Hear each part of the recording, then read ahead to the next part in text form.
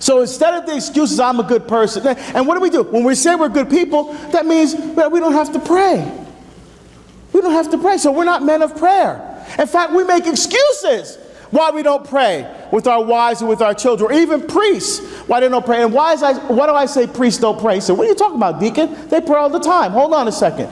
I meet with bishops on a regular basis because I usually do conferences. They usually do the mass at the end or have dinner with them the night before, something like that. And I say, Father, Your Excellency, when you have a priest that comes to you who wants to leave the priesthood and you have that first meeting with him, what do you say to him? He said, most bishops tell me the first thing they ask is, when did you stop praying? First thing they ask.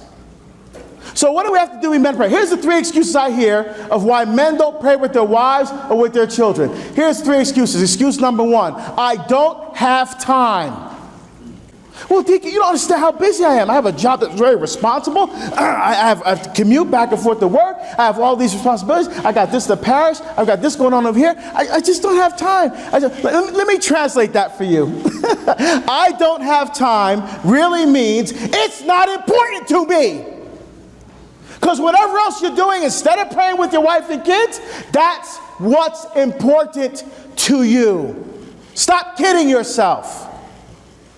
Excuse number 2. She's the spiritual one.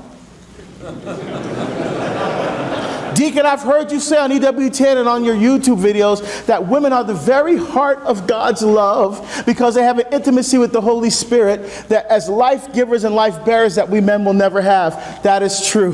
They are the Spirit. But where's a priest in our house? Where's a priest? And what's the main job of a priest? To offer sacrifice, to give your life and die to yourself every day of your life to live for your wife, your family, the church, and this culture. Excuse number 3.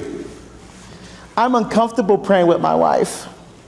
Yeah, you know, she's got her way of praying, I got my way of praying, and when we try to pray together, it's just so awkward, it doesn't feel right, it's just uncomfortable. Hey, he was uncomfortable! He was uncomfortable and he prayed from the cross.